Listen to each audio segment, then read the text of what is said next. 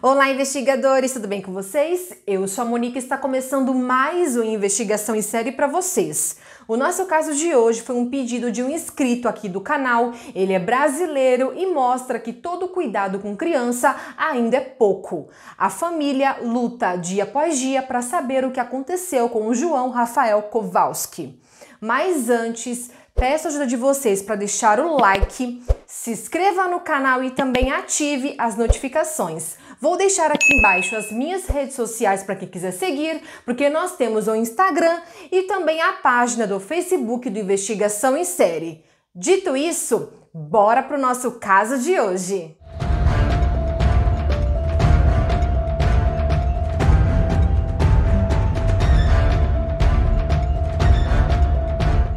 João Rafael Kowalski tinha 2 anos de idade na época do caso. Ele é filho de Lorena e Lucas, sendo irmão gêmeo da Poliana. A família morava em Adrianópolis, cidade do Vale do Ribeira, a 120 quilômetros de Curitiba, e todos que moram na localidade de Capelinha, zona rural da cidade, conhecem a família e a sua história. O João era um bebê muito carinhoso, sorridente, gostava de brincar com a sua irmã, bonito e tinha traços inesquecíveis. Os pais do João e seus avós moravam no mesmo quintal, então todos tinham acesso à casa um dos outros e a família se via sempre e eles eram muito unidos. Ao redor da casa da família, eles tinham contato com a natureza, as crianças brincavam com a terra, com o barro e com as flores, e atrás da casa passa um rio. Só que assim, gente, as crianças não tinham livre acesso a esse rio e algumas partes do quintal porque tinha cercado e tinha portões. A família se preocupava muito com as crianças. Vamos agora entrar no caso que aconteceu na manhã do dia 24 de agosto de 2013. Era um dia normal e tranquilo como os outros dias. Todos estavam em casa curtindo o sábado, estava um dia bem quente e as crianças geralmente brincavam no quintal em dias como esse. O João estava entre a sua casa e a casa dos avós e a Lorena, sua mãe, varria o quintal de onde ela estava, não era possível ver o menino. Já a irmã do João estava com o seu pai em outro lugar, então ali naquela região do quintal, o João brincava sozinho. A Lorena, gente, não ficou pensando nada demais, afinal ela estava em sua casa e todos se conheciam, era um lugar considerado muito seguro. Ela estava tranquila sabendo que o João estava a poucos metros dela. O seu Teodoro, o avô do João, lembra que colocou um boné que tinha ganhado numa reunião sindical. Foi quando o João pediu a sua papinha, que ele sempre comia naquele horário pela manhã. O avô disse que deu a papinha, o João ficou brincando ali perto, mas depois ele saiu com um boné branco na cabeça em direção à casa dos pais. Seu Teodoro ficou tranquilo, pois achou que alguém estava tomando conta da criança, mas ele foi um dos últimos na casa a ver o menino. Dona Maria, a avó do João, também lembra dessa cena. No momento, ela estendia roupas no varal, bem ao lado de onde o João brincava. Depois foi para a cozinha preparar o almoço. Estavam todos ali mesmo na cozinha quando a avó sentiu falta do menino e perguntou para Lorena onde estava o João. E nesse momento eles saíram para procurar. O Lucas, o pai do João, estava na cozinha, não viu e não estranhou nada. Foram apenas alguns segundos de descuido e João desapareceu de dentro de um quintal cercado, praticamente debaixo dos olhos de toda a família.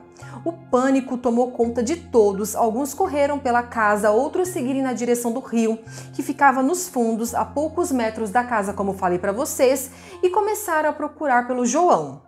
O rio Ribeira, que passa nos fundos da casa da família, como falei, foi a primeira hipótese que surgiu, que talvez o João tenha ido até lá sozinho. Só que isso, gente, seria muito complicado por causa de todo o cercado de telas.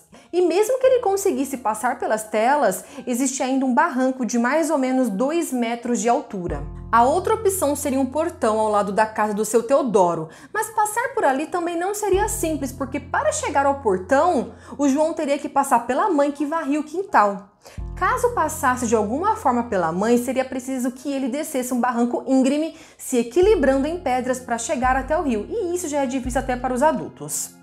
O João tinha na época um pouco menos de 1 metro de altura e a mãe reforça que tudo isso que falei para vocês seria impossível. Mesmo assim, gente, foram vários dias de busca pelo João nas margens do rio, por terra, pela água com canoas. Lucas e Lorena ajudaram nas buscas porque já conheciam muito bem a região. O Lucas ficou dias e noites em cima de uma pedra num lugar estratégico do rio, esperando para ver se veria o corpo do João passar boiando. A população de Adrianópolis também contribuíram com as buscas, fizeram barreiras para ajudar a interceptar o corpo do menino, caso ele tivesse mesmo caído no rio. A polícia fez diligências, uma equipe do grupo de operações de socorro tático também fez buscas no rio, mas até hoje nenhum corpo foi encontrado. E de acordo com a polícia, a probabilidade do João ter entrado no rio é muito baixa. Então, qual seria a teoria mais possível? A família passou a acreditar na teoria de um sequestro e os bombeiros, quando foram no rio, eles levaram cães farejadores e eles deram a entender que o menino esteve sim no rio. Só que isso não é algo concreto, porque o João poderia ter ido naquele rio com a família em um outro dia. Em uma entrevista também, o avô do menino disse que eles sempre alertavam o João que o rio era perigoso, que tinham animais que poderiam machucar ele. Então, por esses motivos, o João ele não era curioso para ficar descendo aquele barranco para ver o rio. E os cães farejadores mostravam outro trajeto que reforça ainda mais a teoria que pode ter sido um sequestro, porque eles ficavam dando voltas pela casa e saíam pelo portão da frente. A família sempre teve o cuidado de fechar o portão com um cadeado, só que naquele dia teve um detalhe muito curioso que chama atenção, porque o portão da casa da Lorena foi encontrado entreaberto. A última pessoa que passou por esse portão foi o seu João Kowalski, o avô paterno do menino. E ele tinha ido naquela manhã porque estava levando doces para as crianças. Ele saiu um pouco antes do horário em que o João foi visto pela última vez, e quando ele chegou em casa e recebeu a notícia que o neto tinha desaparecido, foi um baque, foi inacreditável para ele. Uma vizinha da família que mora na frente da casa deles disse que naquele dia não viu nada estranho, nenhuma movimentação, nenhum barulho, nem choro de criança. Podemos deduzir que se o João foi sequestrado, pode ter sido por alguém conhecido que já conhecia a casa da Lorena e por isso ele não chorou. Desde que o João desapareceu, surgiu diversas teorias, mas apenas 2 pistas foram encontradas no rio. Um boné parecido com o que o João usava quando desapareceu e uma fralda suja de sangue. Só que a polícia não confirma se elas têm algo a ver com o João. O boné é de um sindicato local, mas existem vários como esse pela cidade. Já era comum o pessoal de lá usar, então não dá para dar certeza que seja o mesmo boné. E o material genético encontrado no boné, um fio de cabelo que estava preso à peça, não tinha condições de passar pelo exame. Já a outra pista, a fralda, é da mesma marca que João usava e tinha sangue, mas também não foi possível fazer o exame de DNA por ser um material com muita química, de acordo com a delegada. Foi feito um retrato falado de uma mulher que teria sido vista com uma criança loira, só que nenhuma informação foi divulgada pela Polícia Civil sobre quem seria essa mulher do retrato falado. Desde então, várias teorias foram levantadas do que teria acontecido com João, inclusive que ele teria sido levado para a Holanda, e em julho de 2014 foram levantadas algumas suspeitas de uma ex-babá que poderia ter feito uma participação no sequestro do João. E esse fato traz que a babá ela teria a chave de casa, do portão, e o João ele não iria chorar, porque ele conhecia essa babá. E o mais esquisito disso tudo é que depois do desaparecimento do João, essa babá ela apareceu com muito dinheiro e gastando como se não houvesse amanhã. Muito esquisito isso, né? E também foi dito que ela, juntamente com outras pessoas, estavam envolvidas no desaparecimento do João. Teria recebido então o valor de uns 30 mil reais de um empresário da cidade para que pegasse a criança, e depois esse empresário iria dar o João à sua irmã, que não podia ter filhos e morava nos Estados Unidos. Depois dessa bomba estourar, várias pessoas disseram que essa mesma mulher estavam perguntando para as pessoas da cidade se eles conheciam crianças para doar. E eles estavam um tanto nervosa e parecia que precisava disso com muita urgência. E tudo isso aconteceu um pouco antes do desaparecimento do João. E para piorar essa situação, uma testemunha disse que o avô do João, aquele que entrou na casa e deixou os doces, como contei para vocês, estaria envolvido no esquema de sequestrar o João. É lógico que o avô dele negou tudo e ele disse que conhecia-se um empresário que era o chefe dele na época, e quando o João nasceu, esse empresário perguntou para ele se o filho dele queria doar o João. No dia que o João desapareceu, esse empresário chegou a ligar para a família, entrou em contato com o avô do menino, disse que estava em outro estado e perguntou se a família estava bem.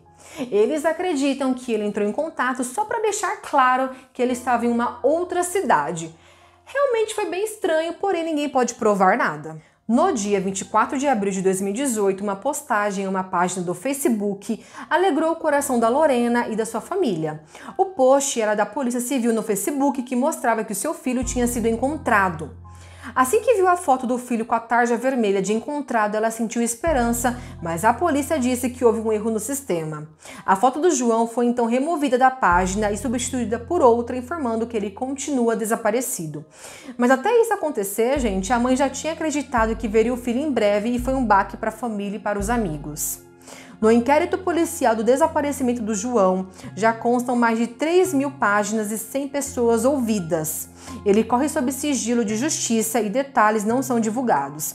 Segundo a delegada do Serviço de Investigação de Crianças Desaparecidas, as investigações nunca pararam. É isso aí, investigadores. Esse foi mais um caso de hoje. Espero que vocês tenham gostado. Foi nosso segundo caso brasileiro do mês, que eu vou postar só casos brasileiros que aconteceram aqui no Brasil para vocês. Não se esqueça de deixar o like e de se inscrever no canal. Vamos se ver então no próximo vídeo. Até mais, investigadores!